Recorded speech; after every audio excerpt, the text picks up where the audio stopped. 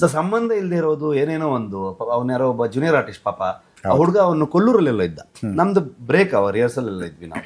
ಆ ಟೈಮಲ್ಲಿ ಅವ್ನು ಈಜಕ್ಕೆ ಹೋಗಿ ಅವ್ನು ಬಂದವನು ಯಾವ್ದು ಕೊಲ್ಲೂರಿಗೆ ಬಂದವನು ಈಜಕ್ಕೆ ಹೋಗ್ಬಿಟ್ಟು ಅವ್ನು ತೀರೋಗಿತ್ತು. ನನಗೆ ನೆನಪಿದೆ ಆ ಹುಡುಗಂದು. ಅವನು ಅಂದ್ರೆ ತುಂಬಾ ಆಕ್ಟಿವ್ ಆಗಿದ್ದ ಹುಡುಗ ಪಾಪ. ಸೊ ಇನ್ನೊಂದು ನಮ್ಮ ರಾಕಿ ಶೂಟಿಂಗ್ ಮುಗಿಸಿ ಆಲ್ಮೋಸ್ಟ್ 20-25 ದಿವಸ ಆಯ್ತು. ಯಾರೋ ಭಾಳ ಎಕ್ಸೈಟ್ಮೆಂಟಲ್ಲಿ ಸ್ಪಾಟಲ್ಲೇ ಇದ್ರು ಅವರು ಅನ್ನೋ ಥರದೆಲ್ಲ ಮಾತಾಡ್ಬಿಟ್ರು. ನಾನು ಹೇಳೋದಂದ್ರೆ it is not about cinema, it is about a ಮನುಷ್ಯ, ಒಂದು ಹ್ಯೂಮನ್ ಬಗ್ಗೆ ಮಾತಾಡ್ತಾ ಇದೀವಿ ನಾವು.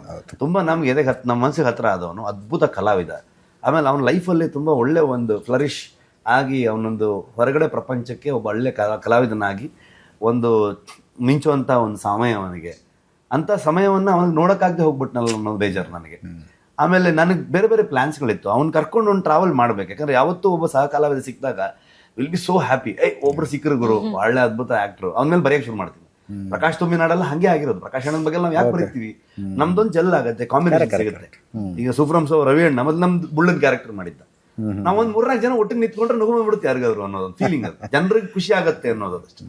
ಆ ರ್ಯಾಪೋ ಬಿಲ್ಡ್ ಆಗಬೇಕು, ಒಂದು ಪರ್ಸನಲ್ ಕನೆಕ್ಷನ್ ಬೆಳಿಬೇಕು. ಇಡೀ ಸೆಟ್ ಅಲ್ಲಿ ಯಾರಿಗೂ ಒಬ್ರಿಗೂ ಭಿನ್ನಾಭಿಪ್ರಾಯ ಇಲ್ದಿರೋ ಒಬ್ಬನೇ ವ್ಯಕ್ತಿ ಅಂತಂದ್ರೆ ಅದು ರಾಕೇಶ್. ಅಷ್ಟು ಕನೆಕ್ಟ್ ಆಗಿದ್ದ, ಅಷ್ಟು ಒಳ್ಳೆ ಮನುಷ್ಯ ಅವನು. ಅದಕ್ಕೆ ಹೇಳೋದು ಒಳ್ಳೆಯವ್ರಿಗೆ ಆಯಸ್ಸಿರಲ್ಲ ಅನ್ನೋ ಥರದ್ದು ಒಂದು ಇದು. ಸೊ ಅವನ್ನ ಅದು ಹೆಂಗೆ ರಿಯಾಕ್ಟ್ ಮಾಡ್ಬೇಕಂತ ಗೊತ್ತಾಗ್ಲಿಲ್ಲ ಆ ಟೈಮಲ್ಲಿ. ಅದೇ ದಿವಸ ಬೇರೆನೋ ಒಂದು ಇನ್ಸಿಡೆಂಟ್ ಆಗ್ಬಿಡುತ್ತೆ, ಅದು ನನಗೆ ಆಯ್ತದು. ಬಟ್ ನಾನು ಬಚಾವಾಗಿ ಬಂದೆ. ಸೊ ಸಖತ್ ಮಿಸ್ ಮಾಡ್ಕೊಳ್ತೀವಿ.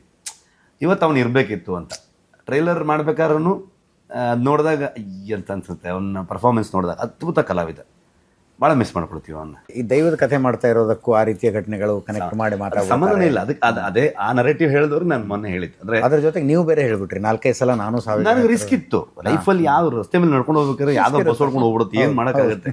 ಲೈಫೇ ಹಂಗಿದೆ, ತಲೆ ಮೇಲೆ ಏನೋ ಬಿದ್ದು ಏನೋ ಆಗುತ್ತೆ, ಏನ್ ಮಾಡೋಕ್ಕಾಗತ್ತೆ, ಗೇಟ್ ಬೀಳುತ್ತೆ, ಏನೇನೋ ಆಗುತ್ತೆ ಲೈಫಲ್ಲಿ. ಮನುಷ್ಯನಿಗೆ ನೀರ ಮೇಲಿನ ಗುಳ್ಳಿ ಅಂತ ಸುಮ್ಮನೆ ಹೇಳಲ್ಲ.